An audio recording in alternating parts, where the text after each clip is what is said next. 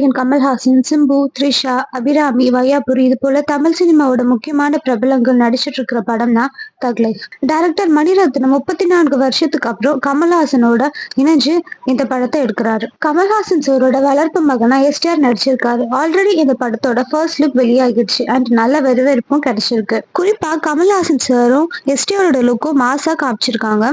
இப்போ எஸ்டிஆர் அவர்கள் அவரோட டப்பிங் ஒர்க்கை ஸ்டார்ட் பண்ணியிருக்காங்க. இது சம்பந்தமான அப்டேட்டை இன்ஸ்டாகிராம்ல கொடுத்திருக்காரு. கடந்த ஜனவரி மாசத்துலயே ஷூட்டிங் ஸ்டார்ட் பண்ணிட்டாங்க. படத்தோட ஷூட்டிங் செர்பியா, டெல்லியில நடந்து முடிஞ்சிருக்கு. முன்னதா கமல்ஹாசன் சார் ப்ரொடக்ஷன்ல எஸ்டிஆர் 48 மூவில எஸ்டிஆர் நடிப்பார்னு பேசப்பட்டது.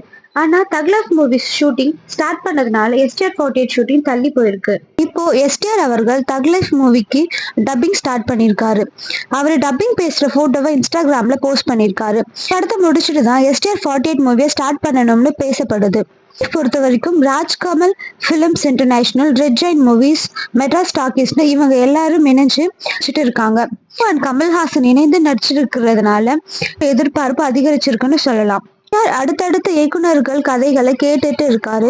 விரைவில் அடுத்த படத்துக்கான அப்டேட் வெளியாகும்னு எதிர்பார்க்கலாம். தக் லைஃப் மூவியோட ஷூட்டிங்கை அடுத்தடுத்து திட்டமிட்டு இருக்காரு டைரக்டர் மணிரத்னம். விரைவில் இந்த படம் வெளியாகும்னு எதிர்பார்க்கலாம்.